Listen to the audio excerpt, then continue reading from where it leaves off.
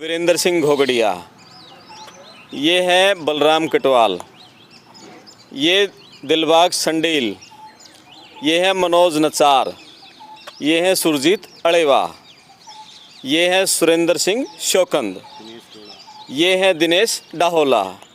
ये सभी कांग्रेस के वो नेता हैं जो उचाना से टिकट के लिए दावेदारी कर रहे थे। कांग्रेस की टिकट के लिए पिछले 5 साल से इन नेताओं ने दिन रात एक किया हुआ था। इनमें से मनोज नचार, सुरजीत अलेवा, ये सुरजेवाला गुट के हैं। दिलबाग संडील, वीरेंद्र सिंह घोगड़िया, दिनेश डाहोला, सुरेंद्र शौकंद, ये हम कह सकते हैं कि भूपेंद्र हुड्डा गुट के हैं। पिछले दिनों हरियाणा कांग्रेस के प्रभारी दीपक बावरिया ने जींद में कांग्रेसियों की एक मीटिंग ली। उस मीटिंग में इन नेताओं ने एक सुर में कहा कि आप वीरेंद्र सिंह की कांग्रेस में एंट्री मत होने देना, कांग्रेस की जीत हम आपके पैरों में लाकर रख देंगे। उचाना से हर हाल में कांग्रेस की जीत होगी, बट आप वीरेंद्र सिंह की कांग्रेस में एंट्री मत होने देना। इन लोगों को पहले से ही डर था कि वीरेंद्र सिंह कांग्रेस में आएंगे तो नेचुरली फिर टिकट उन्हीं की होगी, या वीरेंद्र की पत्नी प्रेमलता लड़ेंगी या उनका बेटा ब्रजेंद्र सिंह लड़ेगा।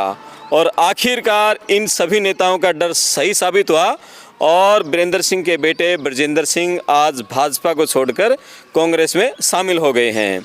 जल्दी ही वीरेंद्र सिंह भी बड़ी रैली करके कांग्रेस में शामिल हो जाएंगे। हालांकि कह गए हैं कि कांग्रेस में शामिल हो गए हम कह सकते हैं, लेकिन एक औपचारिक रूप से वो अपनी ताकत दिखाएंगे, दमखम दिखाएंगे। जींद या उचाना में वो एक बड़ी रैली करेंगे। ये सभी नेता वो हैं जो एक समय में वीरेंद्र सिंह के साथ होते थे। वीरेंद्र सिंह घोगड़िया वीरेंद्र सिंह के बहुत नज़दीकी होते थे। वीरेंद्र सिंह ने उनको चेयरमैन बनाया उचाना कमेटी का। दिलबाग संडील वीरेंद्र सिंह के साथ रहे, मनोज नचार वीरेंद्र सिंह के साथ रहे। सभी नेता ये वीरेंद्र सिंह के साथ थे और इनको ये था जब वीरेंद्र सिंह के साथ रहेंगे तो भविष्य में कभी भी इनको टिकट नहीं मिल पाएगी। इसीलिए ये वीरेंद्र सिंह को छोड़कर कांग्रेस में आ गए और इनमें से अभी कांग्रेस की टिकट की सबसे ज़्यादा संभावनाएं थी। हुड्डा गुट से वीरेंद्र सिंह घोगड़िया नंबर 1 पे थे, दिलबाग संडील नंबर 2 पर चल रहे थे और सुरजेवाला गुट से मनोज नचार का नाम था। सुरजीत अलेवा ने पिछले दिनों अपने गांव अलेवा में बड़ी जनसभा की थी, वो भी टिकट की दौड़ में थे। और बलराम कटवाल पिछला चुनाव लड़ चुके हैं, उनकी जमानत जब्त हुई थी, वो कहीं टिकट की दौड़ में नहीं थे। हालांकि जो हुड्डा के नज़दीकी थे वो कह रहे थे बलराम कटवाल रिश्तेदारी में हुड्डा की उनकी टिकट मिलेगी, लेकिन वो टिकट के आसपास भी नहीं थे। लेकिन हकीकत ये थी अभी वीरेंद्र सिंह घोगड़िया के नाम पर एक शब्द सहानुभूति थी कि बेचारा बहुत मेहनत कर रहा है, आर्थिक रूप से कमज़ोर है और पूरा दमखम लगा रखा था।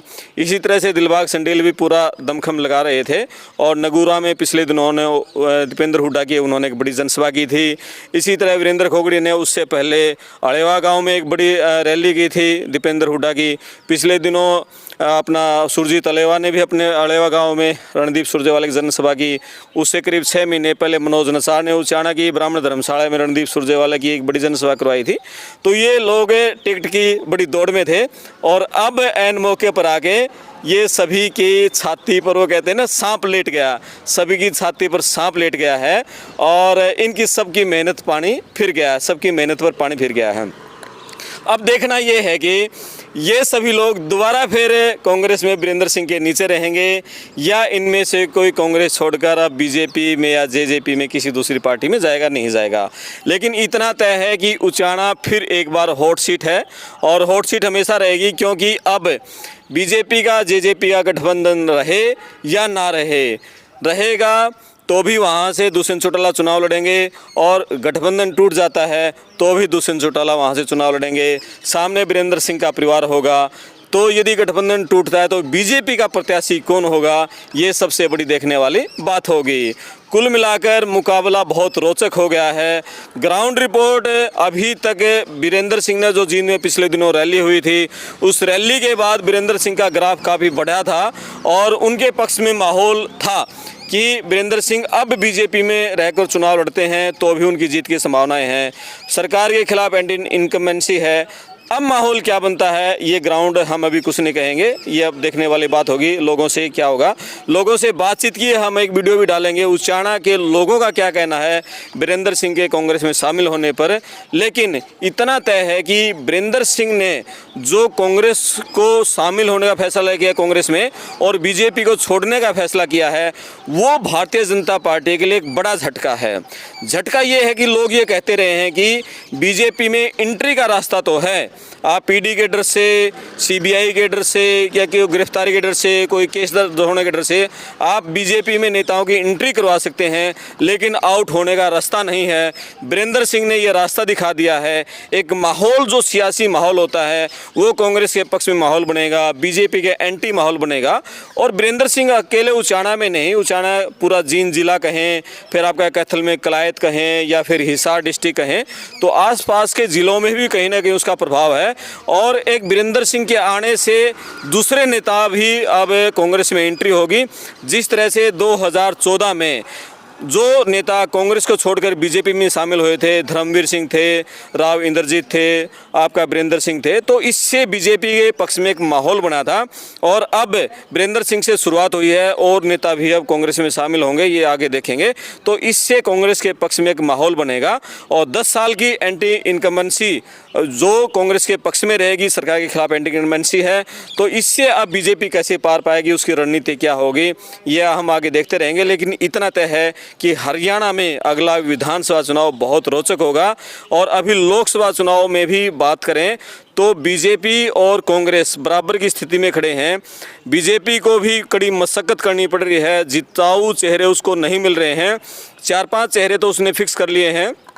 हिसार से कैप्टन अभिमन्यु वहाँ उन्होंने लॉक किया है, और गुरुग्राम से राव इंद्रजीत, फरीदाबाद से कृष्णपाल गुर्जर, अंबाला से बंतो कटारिया, और इनके नाम तो लगभग फाइनल हैं। राव इंद्रजीत धर्मवीर की पैरवी कर रहे हैं भिवानी महेंद्रगढ़ से, लेकिन अभी तक संजय भाटिया की जगह करनाल में कौन लड़ेगा, कुलदीप बिश्नोई लड़ेंगे या वेदपाल लड़ेंगे, कुरुक्षेत्र में कौन लड़ेगा, नवीन जिंदल का परिवार हाँ भरता चुनाव लड़ने के लिए या दिल्ली से मनिंदरजीत सिंह सिरसा आएंगे। इसी तरह से सोनीपत की टिकट लटकी हुई है, राजू मोर को दी जाएगी, भाजपा के जींद जिले के प्रधान हैं, संदीप लोहान हैं, एफपीओ के प्रदेश समन्वयक हैं, जींद जिले से हैं, जुलाना हल्के के बड़े प्रधान हैं, किसान नेता, और योगेश्वर दत्त हैं, सोनीपत जिले से, तीर्थ राणा है, विधायक मोहनलाल बड़ोली हैं। तो इनमें से रमेश कौशिक की टिकट अगर किसको दी जाएगी, जिताऊ कौन होगा, क्योंकि हरियाणा में अब माहौल थोड़ा बदला हुआ है। इसी तरह रोहतक पर एक नया चेहरा लाने की कोशिश है कि दीपेंद्र हुड्डा को कैसे हराया जाए, क्योंकि दीपेंद्र हुड्डा आज बड़ी मजबूत पोजीशन में है और सियासी गलियारों में यह है कि कोई भी चेहरा आ जाए, दीपेंद्र हुड्डा की जीत तय है।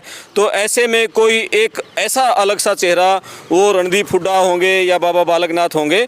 अभी तक बाबा बालकनाथ का नाम सबसे आगे उसमें चल रहा है।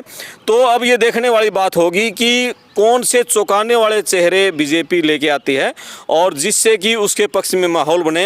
अब यहाँ कांग्रेस की रणनीति क्या होगी, क्योंकि कांग्रेस ने एक बहुत बड़ा दांव खेल दिया है भाजपा के वर्तमान के सांसद को तोड़कर अपनी पार्टी में लेकर आने का। अब दूसरे और कौन से बड़े नेता आते हैं, निर्मल सिंह और चित्रा सरवारा पिछले दिनों आए थे, उसके चलते अंबाला में कांग्रेस बहुत मजबूत हुई है। और अब धीरे धीरे कांग्रेस की जो मजबूती है विधानसभा चुनाव तक यदि ऐसा ही रहा तो पार्टी का ग्राफ नेचुरली बढ़ना तय है। अब ये बहुत बड़ी खतरे की घंटी है खट्टर सरकार के लिए, और हुड्डा और खट्टर में से अब ये जो आपस में जोर आजमाइश चलेगी। और यदि विधानसभा चुनाव तक कांग्रेस अपने पक्ष में माहौल बना पाती है तो लगभग हम कहें कि सरकार पलटा खा सकती है। पिछली बार बीजेपी ने 75 पार का नारा देकर बहुत जोर लगाया था, बावजूद उसके पार्टी 40 पर अटकी थी, उसमें भी नमो नमो की लहर थी और उसके बावजूद वो 40 पर अटक गई थी। अब भी वही माहौल है। तो अब इस बार क्या होता है, एंटी इनकम्बेंसी पहले से ज़्यादा बड़ी है। जैसी जैसी खबरें आती हैं, अभी जो माहौल है, अभी लोग ये जानना चाह रहे हैं कि अभी जो हरियाणा में बीजेपी किसको लोकसभा की टिकटें दे रही है, कांग्रेस किसको दे रही है। तो बीजेपी की आज संसदीय बोर्ड की मीटिंग है, उसमें कोई अपडेट होती है तो शाम तक हम लेकर आएंगे। कांग्रेस की मीटिंग 2 दिन बाद होने जा रही है, उसकी मीटिंग, उसमें क्या क्या फैसले होते हैं। एक पैनल अभी बनाया जा रहा है, उस पहले पैनल बनाया जाएगा, फिर जो केंद्रीय नेताओं की मीटिंग होगी उसमें वो पैनल के नाम सामने रखे जाएंगे। 2-2 हर लोकसभा से 2-2, 3-3 नामों का पैनल, वो लगभग आज शाम तक तैयार कर लिया जाएगा। उसके बाद उनमें से किसी एक पर मोहर लगेगी। लेकिन लेकिन इतना तय है कि हिसार से अब ब्रजेंद्र सिंह कांग्रेस की टिकट पर चुनाव लड़ने जा रहे हैं। दूसरे हलकों से क्या रहता है उसके अपडेट हम आपके सामने लेकर आते रहेंगे। आप अपने कमेंट्स जरूर लिखें, चैनल को सब्सक्राइब करें। मैं आपका दोस्त करमपाल, धन्यवाद।